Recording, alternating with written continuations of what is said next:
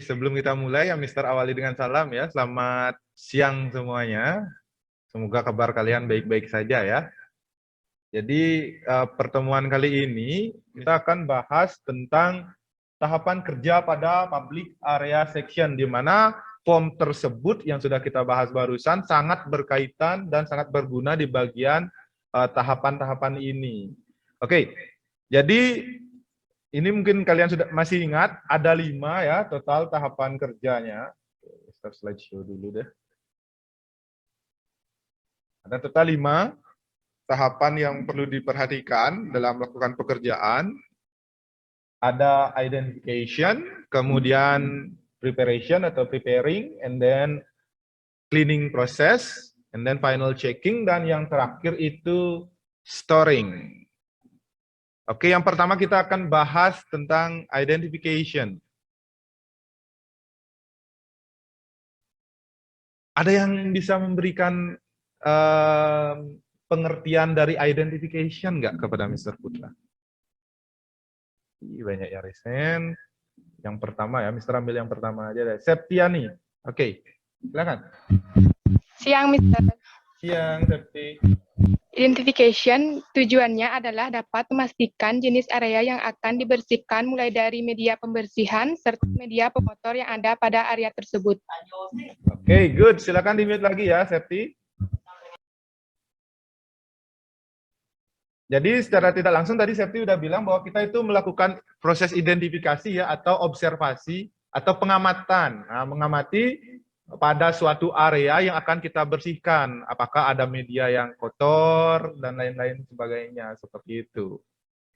Ada yang bisa memberikan contoh nggak kepada Mr. Putra? Area yang biasanya kita lakukan identification itu di bagian mana sebagai seorang public area attendant?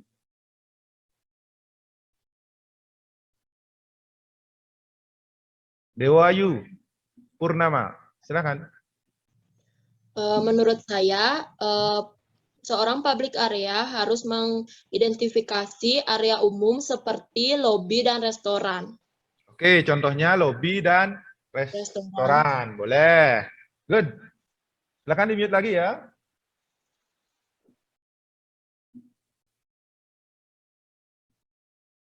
Oke, coba kita lihat. Ini sebenarnya PowerPoint-nya, ini PowerPoint milik Pak Budo ya. Itu Mr. Pakai ini. Comot aja, kayak gitu ya. Oke, jadi secara harfiah, pengertian dari identification adalah sebuah proses di mana memiliki tujuan yang dapat memastikan jenis area yang akan dibersihkan, mulai dari media pembersihan serta media pengotor yang ada pada area tersebut. Jadi dari proses identification ini, seperti yang Mr. Putra katakan tadi, kita berjalan menuju suatu area, kita amati di sana apakah ada hal yang janggal di mana berkaitan dengan kebersihan di area tersebut. Misalkan ada kotorankah di lantainya dan lain sebagainya, seperti itu. Setelah kita perhatikan itu, kita pasti nantinya akan menentukan ini kotoran ini jenisnya apa, kemudian bisa menggunakan alat atau bahan apa untuk membersihkan kotoran tersebut. Nah, itu proses identifikasi itu atau identification. Next, ini coba kita lihat slide-nya. Mister pun belum gambar buka ya, slide-nya kayak gimana aja. Oh, gambar. Oke.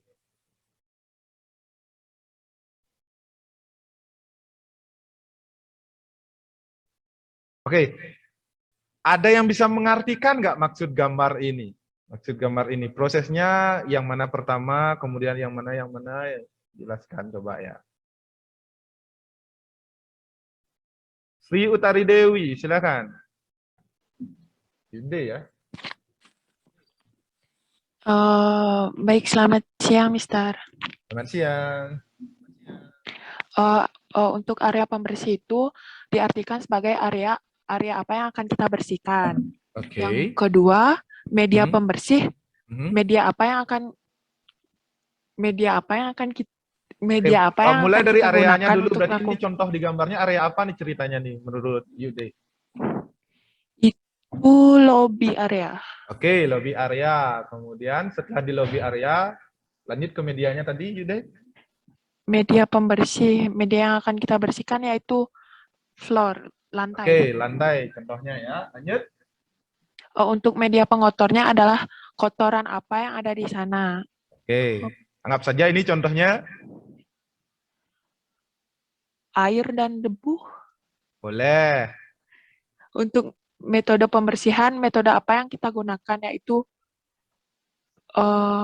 mengepel floor. Ayo, masih ingat Mopping. mengepel apa bahasa Inggrisnya? Mopping. Mopping. Oke, good. Oke, thank you. Silakan di-mute lagi ya, Yude. Oke, kurang lebih seperti penjelasan Yude tadi ya, udah lengkap banget tuh. Jadi, proses identifikasi itu dimulai dari pertama kita jalan menuju suatu area yang ingin kita identifikasi. Ini contohnya itu lobby. Nah, di lobby kita akan memperhatikan sekeliling area lobby tersebut. Nah, di mana ada letak kotoran. Nah, mungkin ada kotorannya itu di bagian media lantainya. Nah, kita identifikasi penyebab kotoran itu apa. Misalkan nih, anggap saja ini debu atau tadi air dibilang sama Yude ya juga.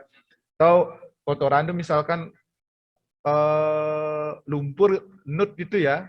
Nah, contohnya misal hujan-hujan itu kan banyak yang seperti itu melewati taman, dia kemudian jalan, akhirnya kotor, tanah itu penyebabnya, medianya, pengotornya. Akhirnya kita bisa menentukan kemudian kalau pengotornya seperti itu, apa sih alat yang kita gunakan, metode apa sih yang kita gunakan, beserta bahannya yang kita gunakan apa sih, seperti itu. Oke, good. Bisa Mister lanjutkan ya, kayaknya ke tahap berikutnya ya. Ini gampang sih untuk kalian. Oke, kita lanjutkan. Nah, tahap berikutnya itu preparing atau persiapan. Kira-kira maksudnya itu apa sih? Febriani. Siang, Silakan. Mister.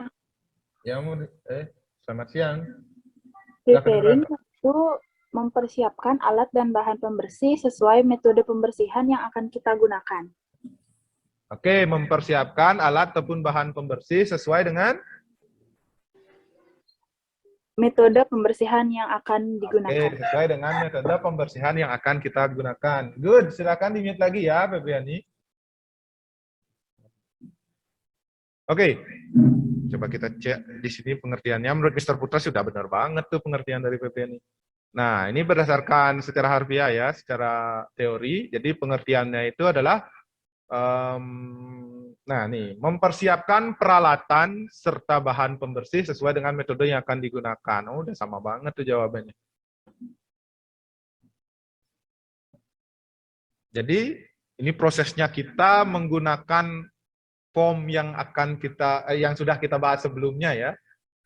Form apa kira-kira yang digunakan nih di sini pada preparing ini? Pada saat kita ingin mempersiapkan itu, masih ingat nggak? Adi, siapa nih Adi nih? Adi FP berapa nih ya? Silakan Adi. Selamat siang, Mister. Ya. Formulir yang digunakan adalah requisition form. Oke, requisition form. Adi kelas AP berapa ya? AP 11, Mister. AP 11. Dewa Gede Adi Satria. Oh, Dewa Gede Adi Satria. Oke. Good, silakan di-mute lagi.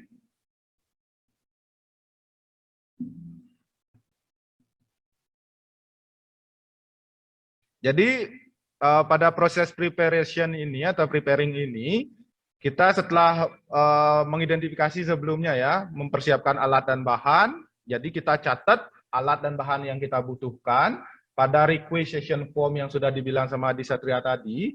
Kemudian, kalau kita bandingkan dengan contoh yang kita bahas tadi, yang sudah dibahas sama Yudi tadi, di mana itu ada media pengotor, ada media yang akan kita bersihkan, yaitu floor dan lain-lain. Berikan Mister contoh alat, nama alatnya, nama bahannya, serta metode yang digunakan. Coba berikan Mister contoh.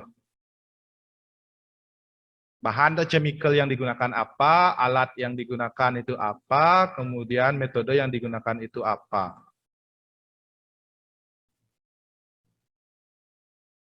Ratna Mahayanti. Selamat siang, Pak. Yes, siang. Seperti metodenya glass sweeping, cleaning supplies-nya glass cleaner, cleaning equipment-nya cotton cloth, spon, glass sweeper, sama botol sprayer. Oke, tunggu dulu. Kita tadi poinnya itu medianya adalah lantai tadi ya. Oh ya, Sesuai dengan bahasan yang tadi dibahas itu. Coba diulangi lagi, Ratna. metodenya dam sweeping, Glass sweeping. dam sweeping. Coba Mr. Putra kurang jelas mendengarnya, ulangi sekali lagi. Metodenya dam sweeping. Oke, dam sweeping. Lagi? Kalau cleaning supplies-nya floor cleaner. Oke, floor cleaner. Boleh. Cleaning equipment-nya floor stick, floor cloth, bucket, hand gloves, sama wet floor. Oke, good. Ada lagi tambahan? Tidak ya? Itu aja, Pak. Oke, good. Silakan di-mute lagi ya, Ratna. Ya, Pak. Nah, kalau Mr. Putra simak tadi ya, dari penjelasannya Dwi Ratna, itu lebih ke arah manual cleaningnya ya, jadi menggunakan alat-alat manual. Kira-kira dari media yang tadi sudah terkotori oleh beberapa hal ya, ada nggak yang bisa memberikan contoh yang menggunakan mechanical atau alat-alat mesin? Mesin yang digunakan itu apa untuk bagian alat? Ada yang tahu nggak? Kalau bagian yang kena kotoran itu adalah lantai. Coba Adi. Alat yang digunakan yaitu floor brushing mesin. Padnya itu berbentuk sikat. Oke, floor brushing mesin. Mesin. Good. Silakan. Di mute lagi ya.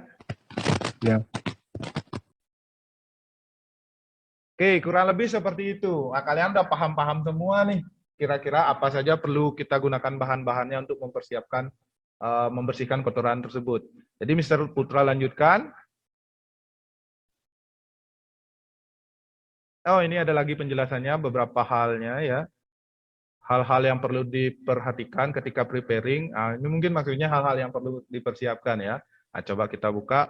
Mr. Putra belum tahu juga nih apa aja. Coba cek. Yang pertama itu mengisi formulir permintaan alat dan bahan pada requisition form. Itu sudah kita bahas barusan ya. Kemudian, nah ini lagi penting nih. Jangan lupa memeriksa kondisi alat yang akan digunakan. Nah itu penting banget tuh. Kenapa? Jadi kalau kita mau bekerja, masa kita akan menggunakan alat yang dalam keadaan rusak? Kan nggak mungkin ya. Jadi di sana kalian perhatikan. Misalkan kalian memakai broom kayak gitu ya, pastikan broomnya itu dalam keadaan yang baik, nggak kotor seperti itu, masih ada debunya, biar nggak salah seperti itu. Kemudian memeriksa ketercukupan bahan pada wadah yang digunakan. Nah ini juga kadang banyak sekali terjadi di hotel-hotel kesalahan kecil sih menurut Mr. Putra, tapi bisa berdampak besar ya, karena kalau nanti kita menggunakan misalkan MPC seperti itu, kita menggunakan wadahnya itu, penyemprotannya itu, sprayernya.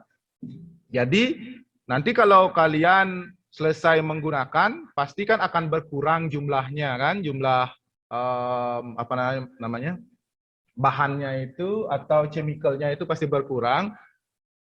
Tolong diisi ulang lagi biar nanti pas mau dipakai kerja oleh section yang akan membersihkan suatu area, itu sudah terisi lagi tuh pada wadah tersebut, pada sprayernya itu. And then, memilih alat dan bahan yang sesuai dengan area yang akan dibersihkan. Nah, itu sudah kita bahas tadi, sudah kita contohkan juga. Kemudian, menata alat dan bahan pada tempat sesuai dengan medan area. Oke, jadi di sana kalian harus mampu menata dengan baik ya, biar space-nya cukup. Entah kalian hanya memerlukan carry-carry saja nanti untuk pembersihannya, atau kalian perlu menggunakan public area trolley charge-nya seperti itu. Oke, udah lengkap sih ini PowerPoint dari Pak Buda ya. Kita lanjutkan. Waktu kita lagi 10 menit aja ya ternyata. Oke, cleaning process. Nah, Mister nggak kuiskan ini ya, udah muncul ternyata slide-nya ya, nggak jadi kuis nih. Oke, jadi pada cleaning proses ini merupakan pelaksanaan pembersihan yang dilakukan sesuai dengan jenis area yang akan dibersihkan. Nah, dimulai pada jenis media pengotor yang paling berat sampai pada yang paling ringan.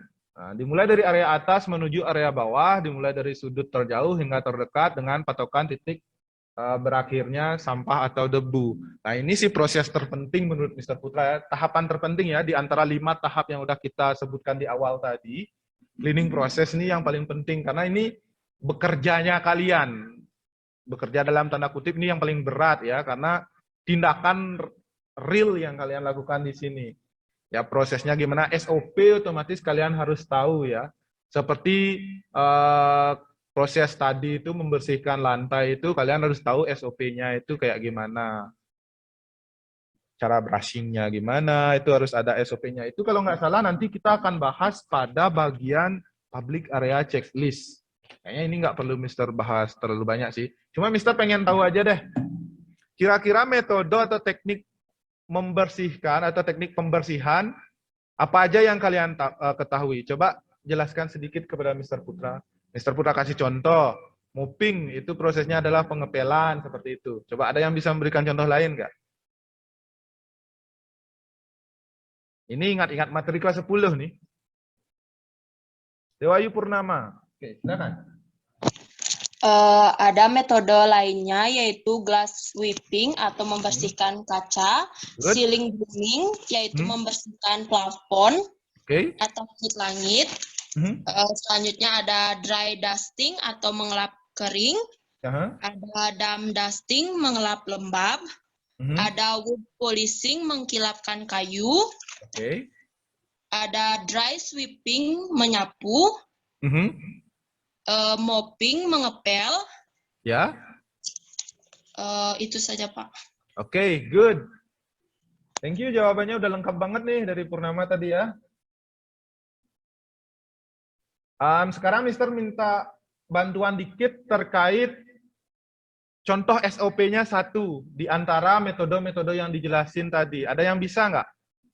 Misalkan kalian mau memilih mopping-nya, berikan Mister SOP dari mopping itu apa? Sri Utari lagi, oke silakan.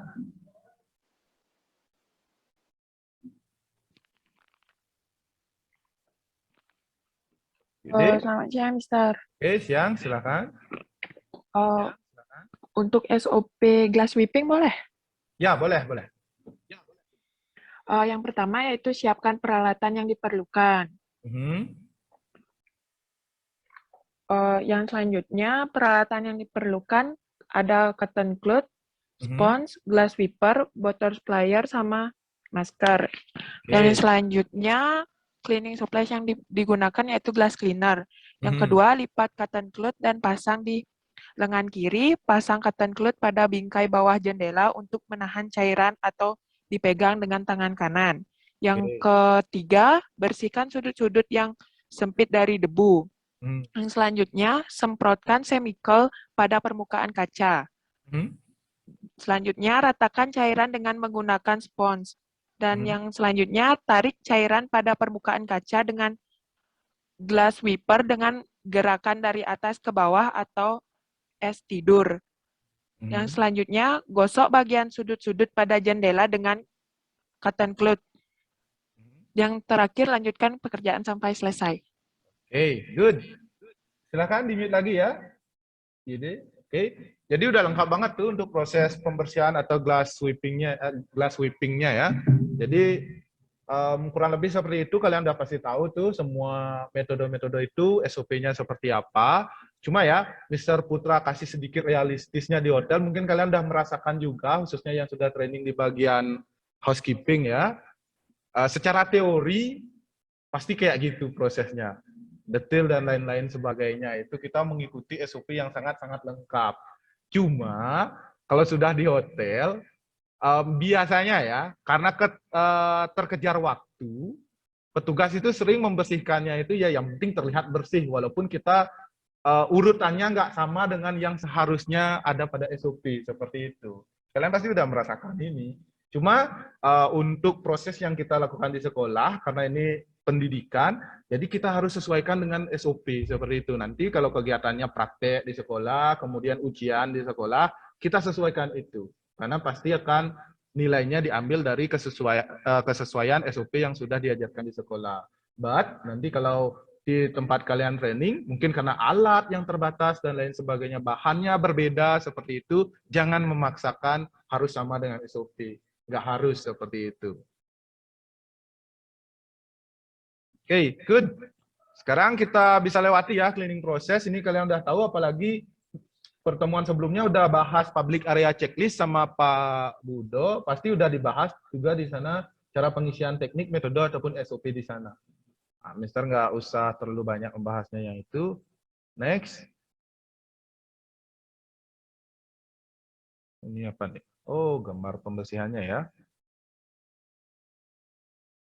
Ada ceiling brushing di sana, kemudian vacuuming, kemudian ada floor brushing di sini ya. Oke. Kita lanjutkan, ini contoh-contoh metode pembersihan diperlihatkan di sini. Kita lanjutkan. Nah, langkah keempat, waktu kita lagi 3 menit ya ternyata ya. Oke, final checking atau pemeriksaan. Kayaknya ini Mister langsung aja ya, karena waktu kita terbatas. Nah, pada tahapan ini, setelah melakukan pembersihan, tahap ketiga tadi, cleaning proses itu, ini adalah final checking atau pemeriksaan final, pemeriksaan akhir ya, yang bertujuan untuk memastikan tingkat kebersihan suatu area. Nah, dari kategori pengotor, dari kategori awalnya kotor, biar kita pastikan itu menjadi bersih seperti itu. Jadi selain kita memastikan area yang tadi dibersihkan itu sudah bersih, yang perlu kita lakukan di sini juga memastikan alat dan bahan tidak ada yang tertinggal di area yang kita bersihkan. Jadi kita harus kembalikan lagi ke bagian carry caddy ataupun ke public area trolley-nya, biar tak ada yang tertinggal di sana. Kalau masih ada barang yang tertinggal, otomatis itu belum dikatakan bersih, seperti itu. Otomatis kan ada media pengotor baru yang tertinggal di sana, seperti itu. Baru di sini, di final checking ini, kalian lakukan proses pengisian public area checklist. Kan ada bagiannya di sana, ada bagian report, ada bagian remark, kayak gitu. Di bagian report, kalian cantumkan itu ketentuannya apa, apakah sudah bersih atau belum. Misalkan kalau sudah bersih, diisi apa ya biasanya? Masih ingat nggak kalian? Di bagian report. Diisi apa sih? Misalkan kalau bersih dan kalau belum bersih gitu. Coba apa yang diisi itu? Kalau bersih diisi apa di bagian report pada public area checklist? Kalau belum bersih diisi apa? Ada yang bisa nggak? Masa nggak ada yang tahu nih? Baru minggu lalu dibahas sama Pak Budo. Di form public area checklist itu ada kolom report. Pengisiannya gimana tuh? Ada yang tahu? Lena, coba Lena, sebutkan kelas juga ya Lena ya. Selamat siang Pak. Kelas 12 AP7. Oke, silakan. Di reportnya diisi jika area yang telah dibersihkan sudah bersih, kalau di remark-nya diisi komen jika ada permasalahan area atau diisi farap jika area baik-baik saja dan sudah bersih. Oke, good. Silakan di-mute lagi ya Lena. Jadi udah jelas banget ya dikasih tahu sama Lena, di bagian report itu bisa kita isi done kayak gitu boleh, clean kayak gitu boleh kita isi. Kalau belum selesai itu follow up itu kita isi wajib. Kemudian di bagian remark itu bisa diisi tanda tangan kalau udah bersih. Tapi kalau masih ada hal-hal yang janggal, misalkan masih ada belum selesai kita kerjain, kita kasih itu catatan kita di bagian remark. Untuk tulisan bisa bahasa Inggris atau bahasa Indonesia, yang penting sesama staff kita mengerti seperti itu. Good. Nah, kemudian di bagian terakhir ada storing atau penggudangan, di mana ini tahapannya itu kita mengembalikan ya alat-alat dan bahan-bahan ke tempat semula atau gudang atau pantry seperti itu. Nah, ini kalau kita baca ya, namun sebelum dikembalikan, segala jenis alat yang telah digunakan atau dibersihkan harus dikeringkan, dibersihkan dan dikeringkan terlebih dahulu. Jadi gimana kita ngambilnya, itu kita kembalikan. Jadi walaupun kita tadi habis membersihkan kotoran, otomatis masih dalam keadaan kotor, jangan itu langsung ditaruh lagi ke pantry atau ke gudangnya. Bersihkan dulu alat tersebut. Setelah sudah bersih, sudah kering, baru kita taruh pada gudangnya, seperti itu. Kemudian bahan pembersih pada wadah di-refill kembali. Nah, seperti kata Mr. Putra tadi, di-refill misalkan kayak tadi glass cleaner kayak gitu, refill lagi itu pada sprayernya, agar nanti besoknya itu ada proses membersihkan lagi, tidak kelabakan, seperti itu. Oke, kira-kira seperti itu aja pertemuan kita kali ini. Ada pertanyaan nggak dari kalian? Mister hitung sampai 5 ya. 1, 2, 3, 4, 5. Oke, nggak ada pertanyaan. Jadi Mr. Putra simpulkan di sini bahwa kita mempelajari tentang tahapan-tahapan kerja dari seorang public area attendant. Ada 5. Yang pertama identification, kemudian yang kedua preparation atau preparing, yang ketiga cleaning process, yang keempat final checking, dan yang terakhir adalah storing atau penggudangan. Terima kasih atas perhatiannya. Jadi untuk pertemuan berikutnya kita akan membahas tentang proses pembersihan menggunakan alat makinal atau mesin seperti itu ya. Jadi mungkin nanti akan kita bahas awalnya tentang bagian-bagian mesin tersebut, kemudian baru kita akan lanjutkan tentang bagaimana prosedurnya. Oke, terima kasih atas perhatiannya. Tetap jaga kesehatan, stay healthy, selalu belajar dari rumah dengan maksimal. Terima kasih, selamat siang.